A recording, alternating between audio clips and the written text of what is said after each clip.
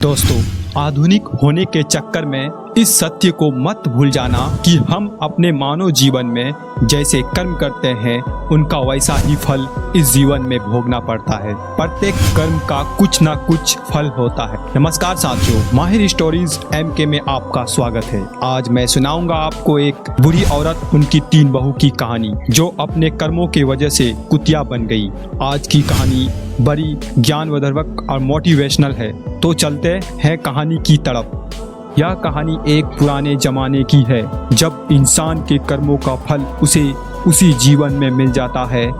एक छोटे से गांव में एक बड़ा परिवार का मुखिया कमला देवी थी। उनके 3 बेटे और 3 बहुएं थी। सास ने हमेशा बहुओं को अपनी बेटियों की तरह प्यार किया, लेकिन बहुओं उसकी उल्टी थी। उनकी सोच और उनके कर्मों ने उनके भविष्य को बर्बाद कर दिया। इस कहानी में उनके गलत कर्मों का प्रतिफल देखकर आप भी हैरान रह जाएंगे। अध्याय 1। रीना, लालच का अंधकार। रीना सबसे बड़ी बहू शादी के बाद से ही ससुराल की संपत्ति पर नजर गड़ाई बैठी थी। उसका एक ही लक्ष्य था, सास की संपत्ति हथियाना। वह हर समय सोचती रहती थी कि कैसे घर के धन को अपने नाम कर ले। उसके पति को भी बहलाकर उसने पास से अलग घर के संपत्ति की मांग की।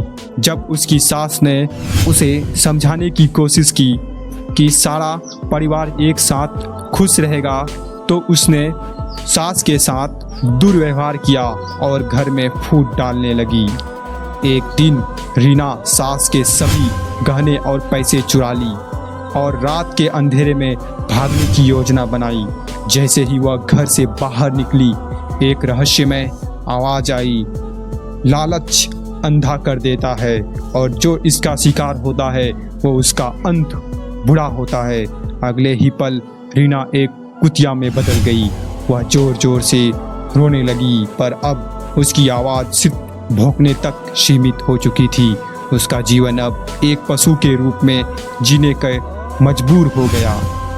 अध्याय 2। सीमा, घमंड का भार। दूसरी बहू सीमा अपने रूप और सौंदर्य पर बेहद गर्व करती थी। उसे लगता था कि इस घर की सबसे सुंदर और शक्तिशाली महिला है और इसलिए उसे किसी का आदर करने की जरूरत नहीं है।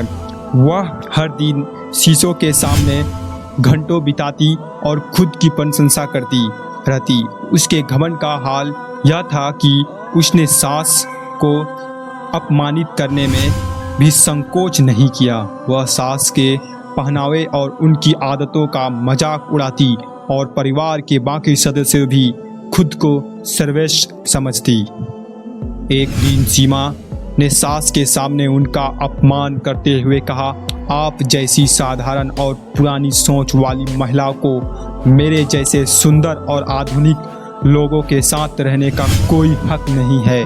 यह सुनते ही एक शक्तिशाली आवाज गूंजी, घमंड इंसान को अंधा कर देता है और उसे जो दूसरों को छोटा समझता है उसका अंत भी ऐसा ही होता है। देखते ही देखते सीमा एक कुतिया में बदल गई।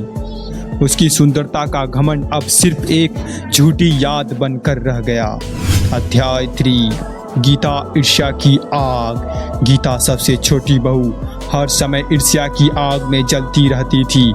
उसे दूसरों की खुशियाँ कभी बर्दाश्त नहीं होती थी। चाहे सास ने कितना भी प्यार दिया हो, वह हमेशा सास और देवरानी जेठानी के बीच फूट डालने की कोशिश करती रहती थी।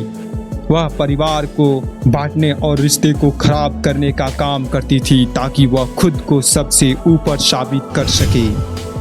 एक दिन गीता ने सास के खिलाफ पूरे परिवार को भड़काने की कोशिश की। उसने सभी को यह यकीन दिलाया कि सास केवल अपने लिए सब कुछ करती है और किसी की भलाई नहीं चाहती है। जैसे ही परिवार में भेदभाव बढ़े, एक रहस्यमयी आवाज आई, जो दूसरों की खुशियां देखकर जलता है वह खुद अपने कर्मों की आग में जलकर नष्ट हो जाता है। उसी क्षण गीता भी एक कुतिया में बदल गई।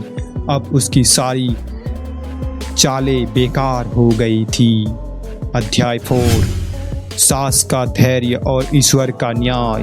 तीनों बहुओं की कुतिया बनने के बाद कमला देवी को दुख तो हुआ, लेकिन उन्हें भगवान पर भरोसा रखा। वह जानती थी कि कर्मों का फल किसी न किसी रूप में मिलता है। उन्होंने अपनी बहुओं के लिए प्रार्थना की कि वे अपने कर्मों का पश्चाताप करें और सही मार्ग पर लौटे। कुछ समय बाद तीनों बहुएं अपनी सजा समझ गई और पश्चाताप करने लगी। उन्होंने सास से माफ़ी मांगी और भगवान से अपने बुरे कर्मों के लिए क्षमा याचना की। सास ने उन्हें माफ़ कर दिया और भगवान ने प्रार्थना की उन्हें इंसान का जीवन दोबारा मिल सके।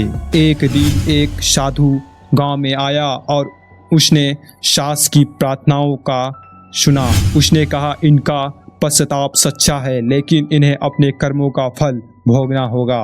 अब यह तीनों अपनी बुराइयों से मुक्त हो जाएंगी, लेकिन इन्हें अपने जीवन के बाकी समय में दूसरों की सेवा करनी होगी। तीनों बहुएं फिर से इंसान बन गई, लेकिन अब उनका जीवन पूरी तरह बदल चुका था। उन्होंने सास की सेवा की और अपने बुरे कर्मों के लिए हर रोज पश्चाताप किया। कहानी का संदेश यह है कि यह कहानी हमें सिखलाती है कि कर्मों का फल अवश्य मिलता है। लालच, घमंड और ईर्ष्या इंसान को अंधकार की ओर ले जाते हैं, लेकिन सच्चा पश्चाताप और सेवा का मार्ग व्यक्ति को पुनः सही रास्ते पर ला सकता है। हमें हमेशा अपने कर्मों पर ध्यान देना चाहिए, क्योंकि जो हम बोते हैं वही हम काटते हैं।